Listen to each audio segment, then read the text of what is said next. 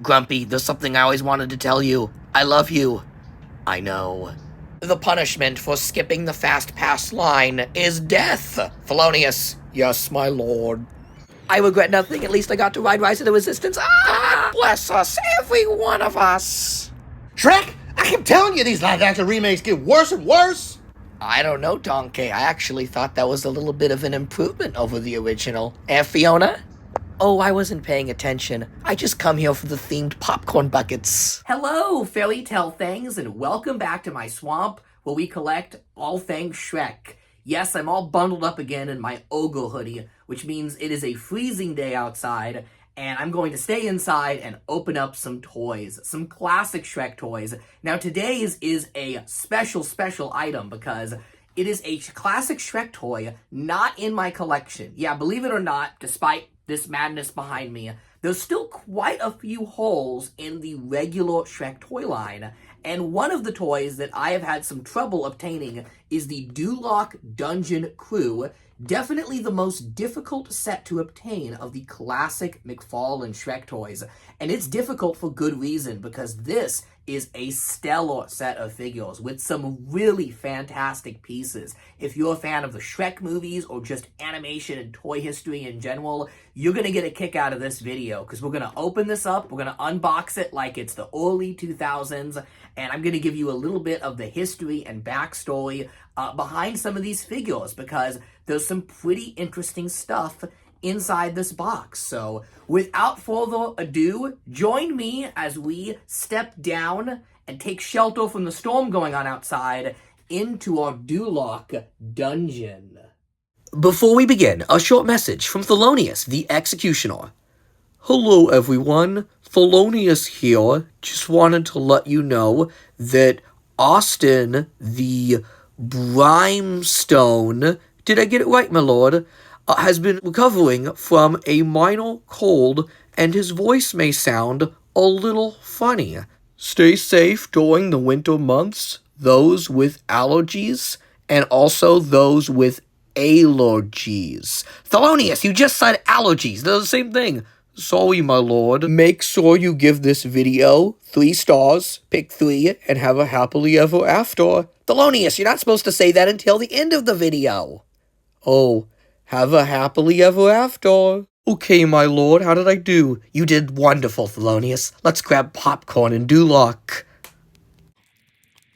Enjoy Duloc, my little buddy. I love you, my lord. Alright, so I'm getting some deja vu here. This looks a lot like the Fairy Tale Fugitive set we previously unboxed on this channel, and you should watch that video after this one because it's quite good.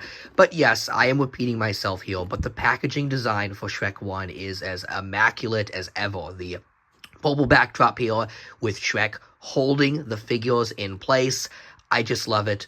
Oh, so much. And then we have, of course, all figures, but I'm not going to talk about them now because we will get to them in a moment. But I will just say this. These are some pretty gnarly and dark, scary figures for a kid's movie. Speaking of things that are gnarly and scary, look at Shrek's teeth, man. Have you ever realized how truly bad they are? Look at that pointy one right there. Shrek is a man of my own because I also have awful teeth.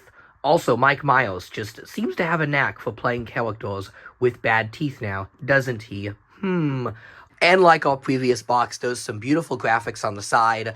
I have to zoom out the camera so you can actually see these graphics. Oh, look at some doodads over here. We'll get to these doodads in a moment. They will all make sense in due time. But yes, here is Farquaad thinking about the perfect kingdom he will have after all that fairy tale trash is removed.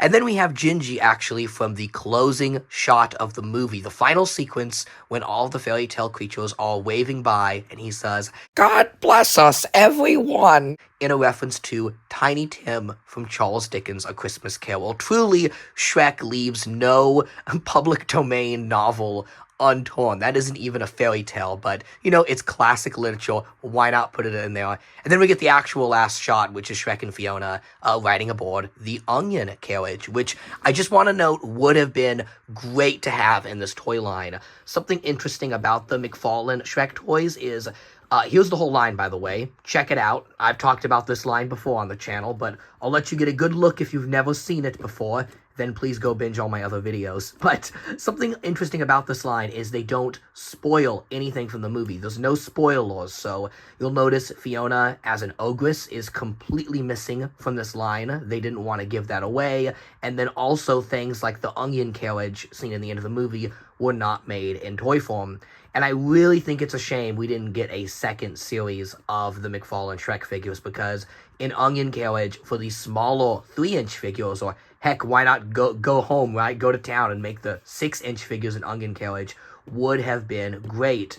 Something peculiar, though, is this shot on the side, being a final shot from the end of the movie, lets us know that maybe McFarlane had access to material that was later in the film, maybe even more than other licensees, because Todd McFarlane had a vested interest in the Shrek license. This wasn't just like a brand deal where he made the toys. He personally designed a lot of these toys with his team, and he even worked with Dreamworks on the Shrek video game for the original Xbox, and he designed all of the characters for the Shrek Xbox game. Like, that's so random. Why did Todd McFarlane do that? Well, the dude just loves Shrek. Like, he is unironically a big Shrek fan.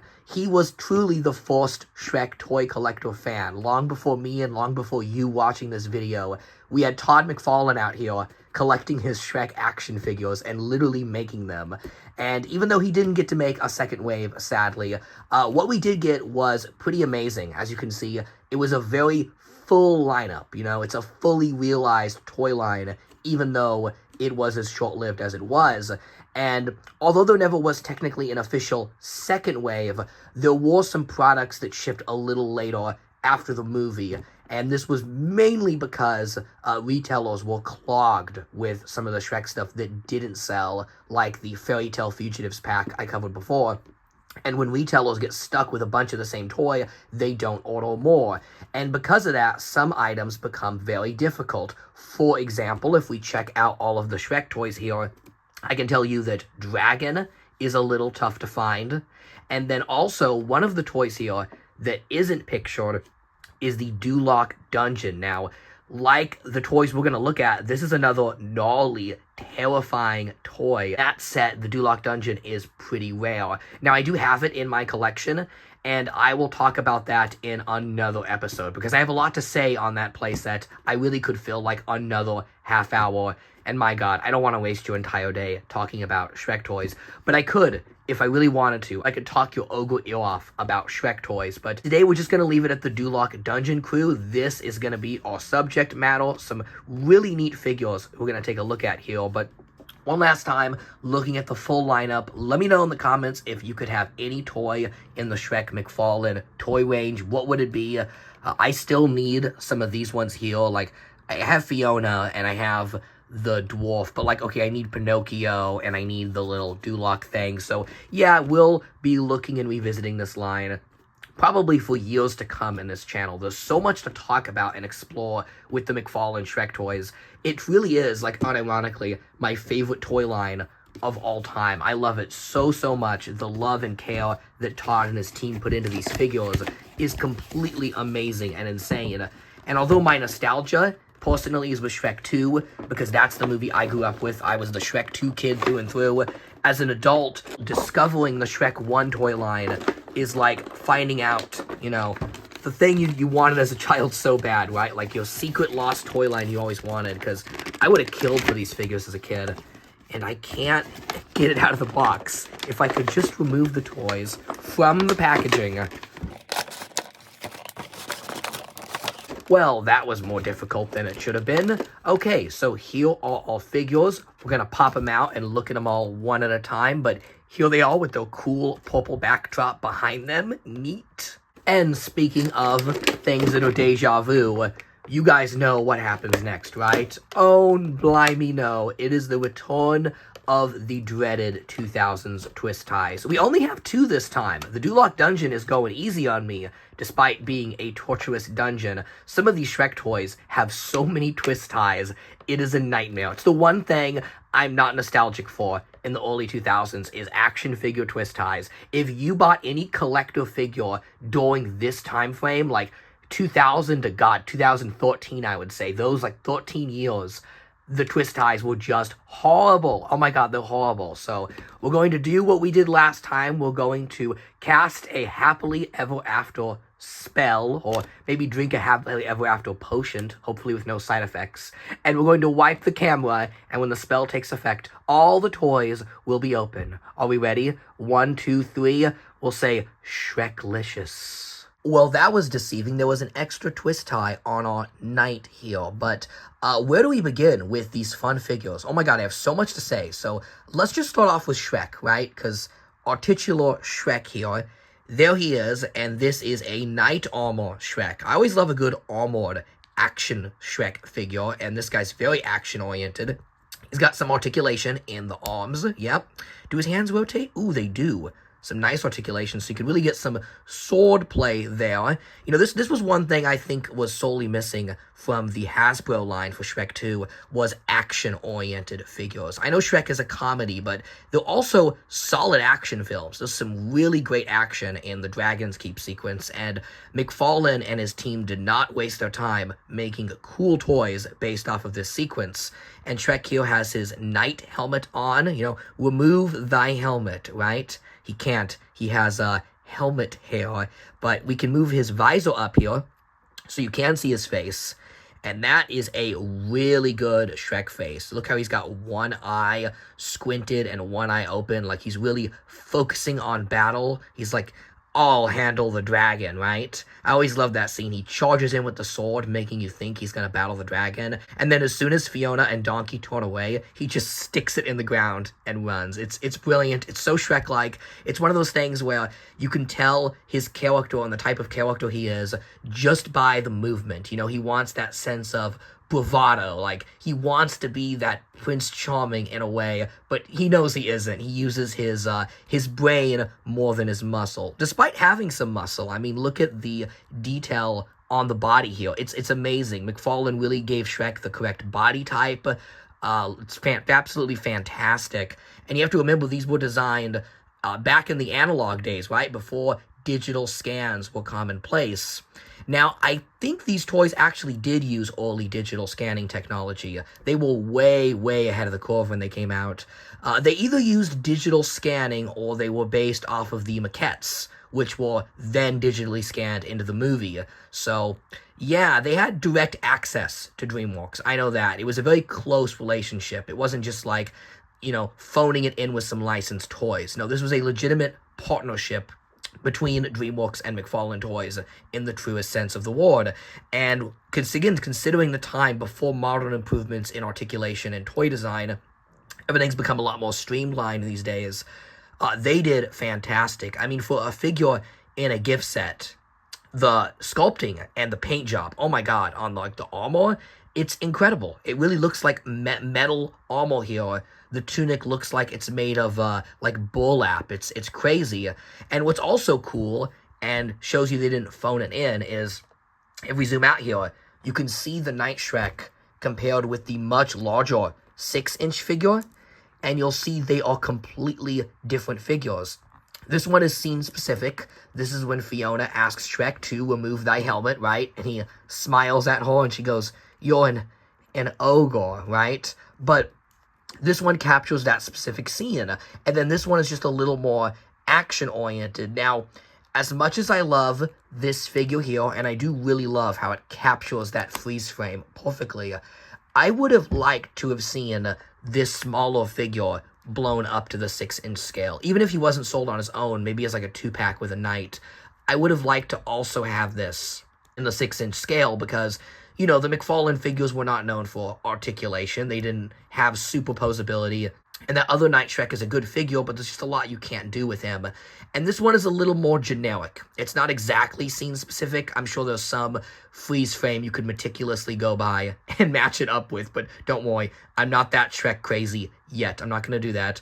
But he's just kind of a little bit at ease with a little bit of focus in the eyes. This is just a nice Knight Shrek. It really could work in any display, in any scenario. You could take some nice, beautiful photos with this figure, and he would look sharp as ever. So, yeah, this is a good one. This is a really good Shrek. Oh, and look at the sword. I mean, look at the detail on this accessory. I have a feeling a lot of toy companies today would just make this unpainted and just stick it in. But no, I mean, the wood actually has like aging on it. The steel is a little bit dirty and used. It's absolutely insane what McFarlane and his team were able to do in 2001. Now, it is a little tricky getting the sword in the hand here. You have to be careful. These toys are a little brittle. You know, they're not exactly playthings. But I think it's great that McFarlane and his team respected the customer base, and they didn't make cheap kids' toys. These are sophisticated toys that kids can enjoy. Just like how the Shrek movies themselves are sophisticated movies that both kids and adults can enjoy. Our next figure, the Doolock Knight that is having trouble holding his axe. There he is. So, this is a very plain-looking knight here. I'm sure a lot of kids got this figure mixed up out of their Shrek collection and lost this figure because he does not look Shrek-like from a distance. He's really a quite terrifying knight, mind you. Look at his big, scary axe here. God, look at the detail on the armor. All of that weathering and wear tell you this is not a shiny guardsman. This is a knight that does battle. This is a knight that wants to kill, and he will kill thy ogre, right? Who knows what this guy's done. But then when you lift the helmet up, you see a excellently sculpted face here. And this is where the brilliance of the line begins to shine through, because you realize this is actually based off of the Doolock Knights. They have the model down here to a T. When this could have just been a generic knight, and I'm sure nobody would have noticed, they actually modeled the knight from Shrek meticulously. Everything from the skirt to the shoulders to even the head sculpt. Yeah, the head sculpt looks exactly like the captain of the guard we see during the Fairy Tale Fugitives sequence. And then later in the Duloc dungeon itself, we see the captain of the guard again. And I've always loved this character. I've always been a big fan of the captain of the guard because as a toy collector, he says one of my favorite lines in the original Shrek that I quote quite often, 5 shillings for the possessed toy. And you know what? This figure, if complete, well, that's good for 10 shillings if he's got all of his gear. Now, I see this guy a lot without the visor because kids lose it. Again, it's such a tiny piece, and you'll see even tinier pieces as this video goes on. You'll understand why this set is so tough to find complete.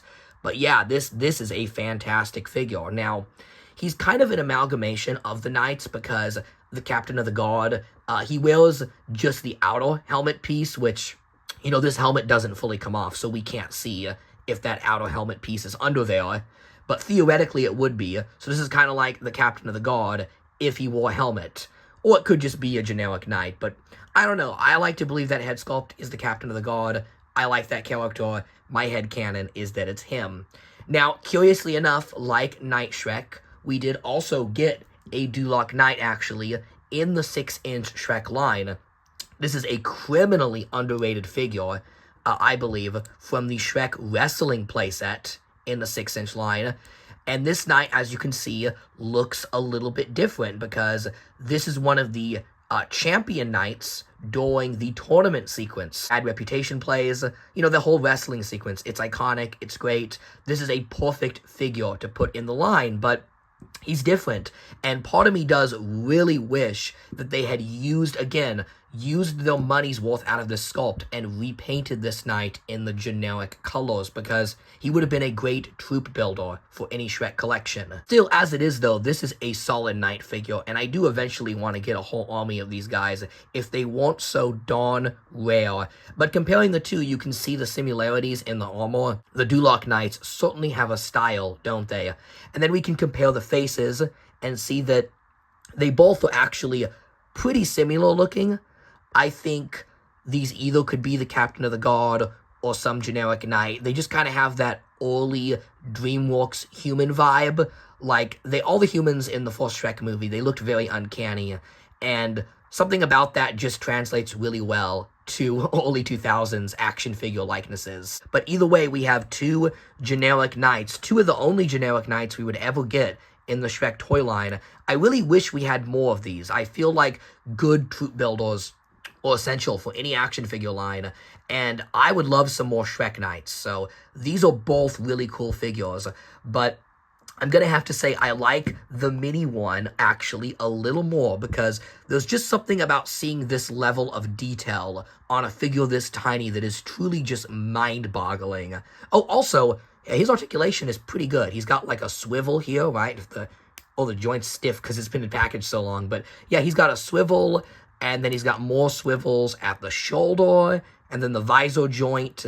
The head, does the head rotate?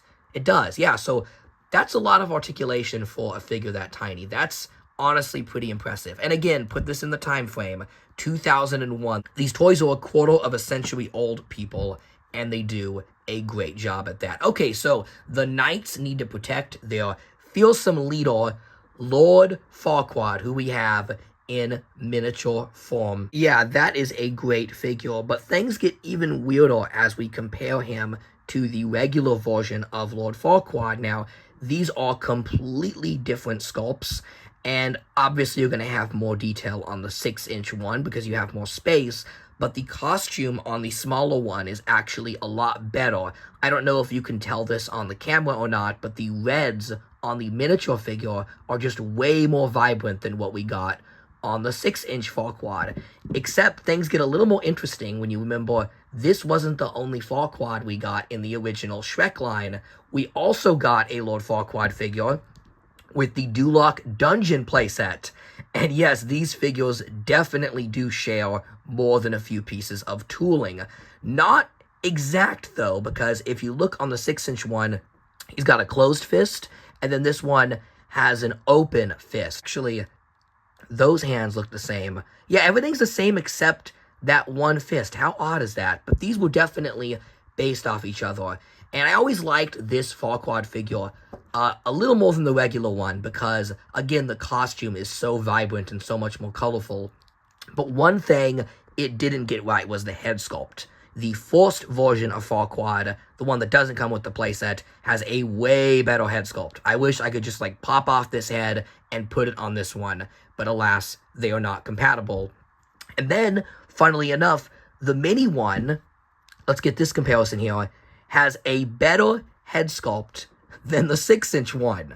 Now, this is probably just my eyes playing tricks on me, because when you have a smaller figure, the details are going to look a lot better. I swear the build looks a little better on this guy. But again, my eyes could be playing tricks on me. What matters is we got 3 awesome action figures of Lord Farquaad, and none of the other Shrek action figure lines bothered to give us any Farquaad. So thank God McFarlane Toys delivered the goods with our short king. Now, Farquaad here is at his best when he's being completely evil and torturing the fairy tale friends. And what fairy tale creature better than to torture than the Gingerbread Man? Run, run as fast as you can. You can't catch me. I'm the Gingerbread Man.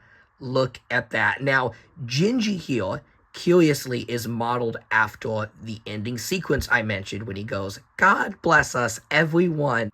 So he's got one of his feet here repaired, and then he's still using his gingerbread cane as he awaits his other foot to be repaired, presumably by the Muffin Man, you know, the one who lives on Drury Lane.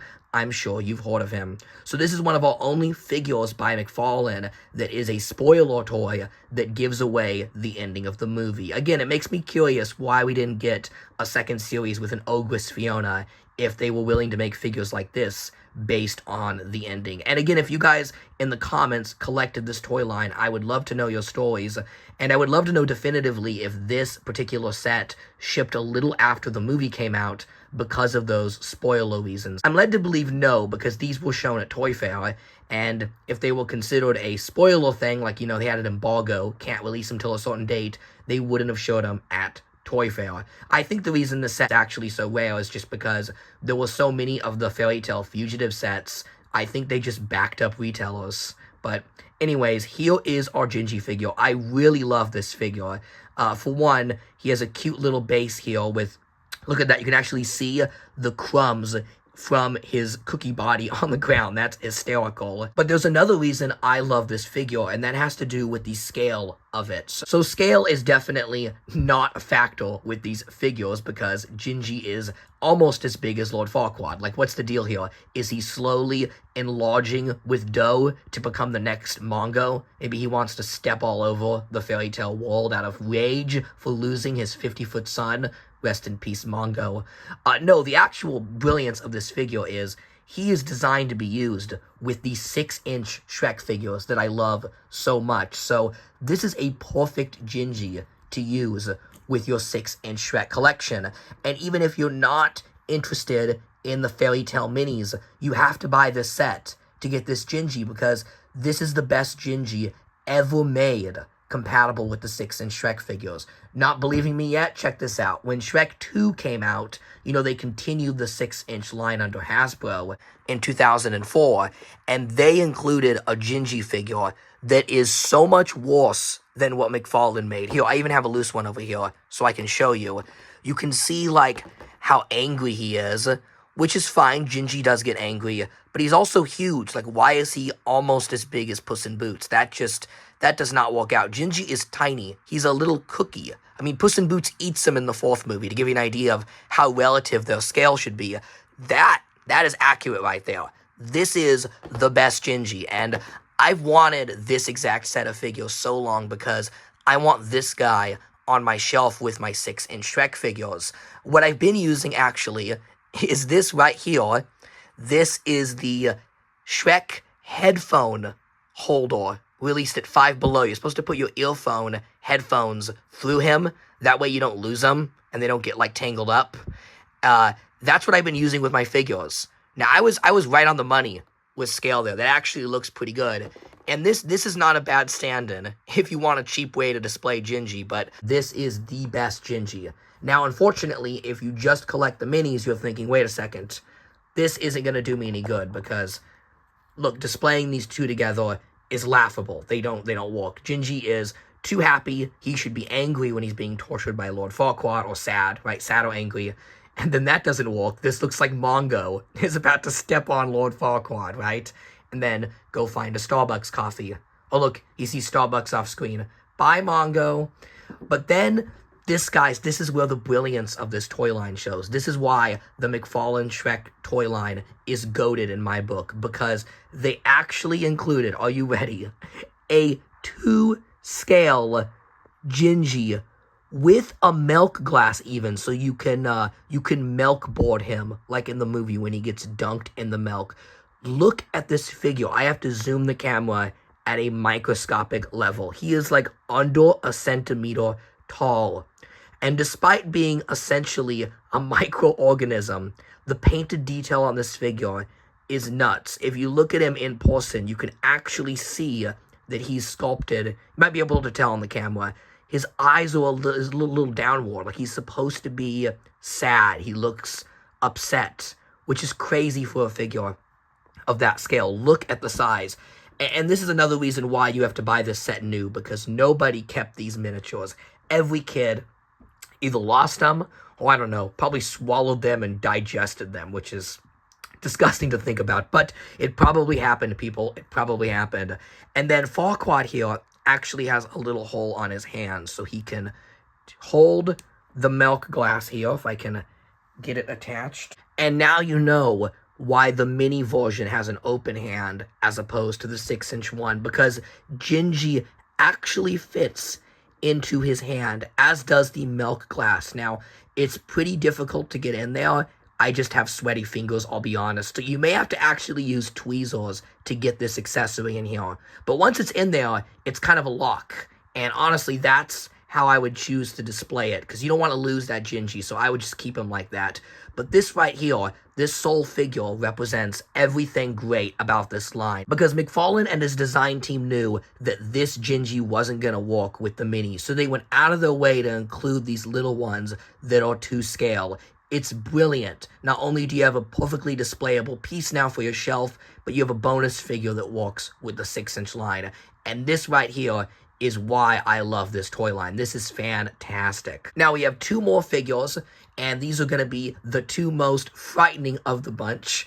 And the first is Theonius. Now, okay, so Theonius isn't very frightening himself now, is he? He's a little bit of a goofball in the movie, right? Pick 3, my lord, pick 3. But honestly, I think the reason he was given that goofball personality is because his design is so terrifying when viewed out of context. This man is an executioner, okay? This guy's job is to kill people. Theonius has probably one of the highest body counts of the Shrek universe, probably under Jack Horner, who's killed the most people in the Shrek world. And he's quite menacing in this figure, which has a few points of articulation. He has a clenched fist that can raise here, and then he's got a hand holding a broken mirror from, of course, an iconic scene in the Shrek movies when Farquaad goes, Theonius, and they are threatening the magic mirror. I love how quick cut this joke is. The mirror says Farquaad isn't a king, and then Theonius just has a mirror on hand. Like, Farquaad knew he was gonna need to threaten the magic mirror in some way, so he had Theonius carry a little mirror here to threaten him. It's just so awesome and hilarious. Also, a fun fact about that scene, if you watch the original trailer for Shrek, the dialogue is a little bit different. In the original trailer, the mirror says, the kingdom isn't perfect enough. And that's what causes Theonius to look all upset with the broken mirror. Whereas in the final movie, he says, Farquaad isn't a king. And then, Theonius punches the mirror and he goes, oh, you're not a king yet, but you could become one. So that's pretty neat. Go watch the Shrek trailer. It's interesting. Some of the lines are alternate takes. And if you've seen the movie 50,000 times like I'd have, and I mean, if you haven't, what's wrong with you? You will probably notice these changes. But any Shrek fan knows and loves Theonius. I feel like Theonius has become more popular as the years go by because I think Shrek 1 has increased in popularity over the years. Like, Shrek 2 was always a classic that people love to quote and remember, but Shrek 1 has gotten a lot more love in recent years, especially with the rise of the Shrek rave, the ever-popular Shrek rave. Theonius is an easy costume that people love to wear to the raves. He's quite common at the Shrek raves. And what's crazy is, this is our only Theonius posable action figure released, at least in America. I believe there were some small Theonius figures in Kinder Eggs in, like, Germany. There may have been a couple other odds and ends, but where I live, in the US of A, this was it for Theonius. And I think it has to do with his character design, because, yes, he is a big goofball, especially in Shrek 4D, where, he arguably isn't even a bad guy. He seems almost comforting to Fiona as he kidnaps her. It's not his fault. He's just doing Farquaad's bidding. Out of context, when you don't know his personality, he's really scary looking.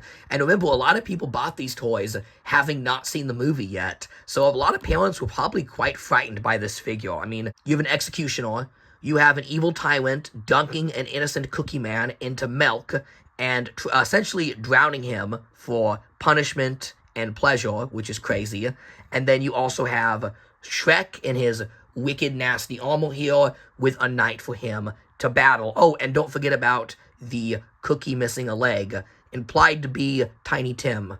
Poor, sick Tiny Tim. So this is a pretty brutal set here, but we haven't even maxed out on the brutality yet, because there's one more figure in this set that may be the scariest and most brutal of any Shrek toy ever released. Are you ready for... Dun dun dun dun. Oh god, I'm already gonna lose the cookie guy. See, that's how tiny he is. You have to... Oh my god, he won't... Why won't he stay? I think I'm going to set this guy, like, off camera on a brightly colored surface so I don't lose the cookie. But here is our final figure. Oh my god, it's a Shrek Duloc. Just kidding. It's even scarier than that. It is a gosh darn Iron Maiden. Holy moly, look at this. Look at all the spikes and the little piece of hair that's in there. That's a little disturbing. A little bit of Brimstone DNA inside. Great. Well, I hope I'm never inside one of these, because it would be soul-crushing.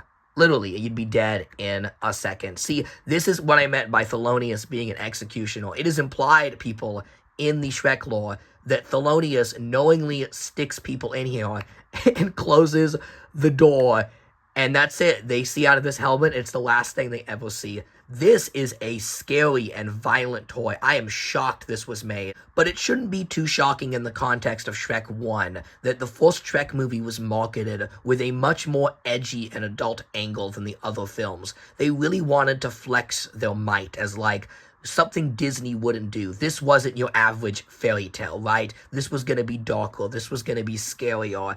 And I'm sure toy choices like this were even encouraged by Jeffrey Katzenberg, who probably oversaw what McFarlane was picking.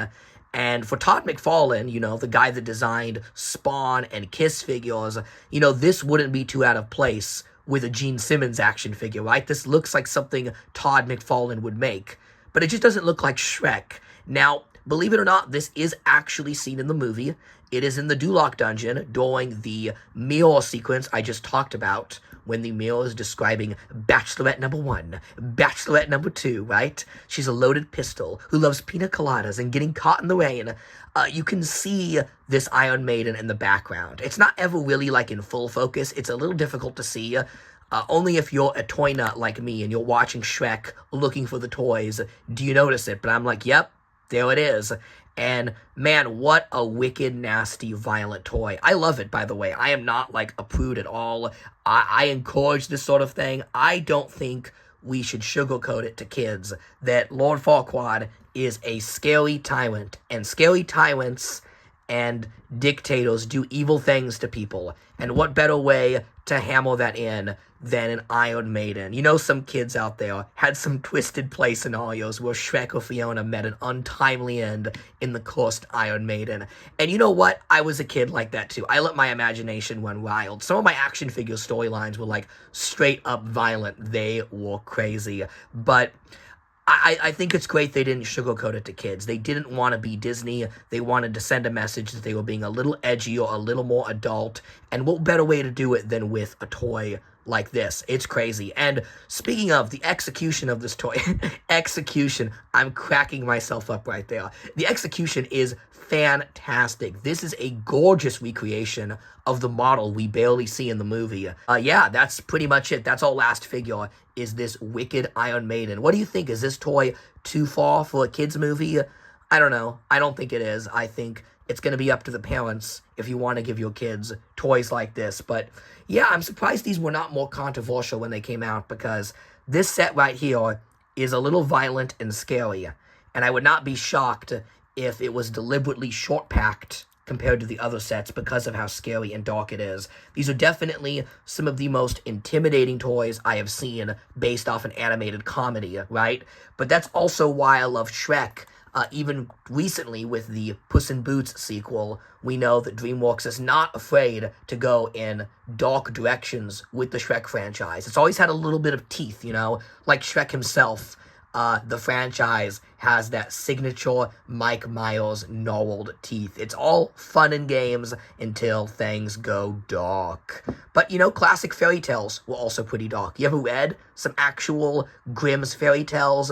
You should. You'd be surprised how much they actually have in common with the Shrek franchise. And I'm not just talking about the characters, because, of course, things like the Gingerbread Man and the Muffin Man, they predate Shrek. I just mean tonally, Shrek's a little bit closer to fairy tales than you think. But that's all I've got for today. These are the Duloc Dungeon Crew. I do really love these toys, not only for the incredible detail and design work that went into them, but as a Shrek collector, they exemplify that first Shrek movie and the dark, grimy, and even a little scary direction that the movie went in. But let me know what you think in the comments, what you think of these toys. Thanks for listening to me ramble about Shrek toys once again, and as always, have a happily ever after. A huge special thanks to my super swampy supporters: Sailor Laws, Griffin Newman, Jamie, Don Tizzle, Otyam, Aaron, Pizza Topping, Boar Usta, Bonzario, Shotgun Justice, Jay Bipper, Taco Time, Telephone Wire, Antonio Bocina, M, Jip, the Luke Rosati, Pladley, J. Florence Jones, and SMO3. If you'd like to support the channel, consider a 99-cent monthly donation by purchasing a YouTube membership. But a huge special thanks to you for watching the video all the way until the end.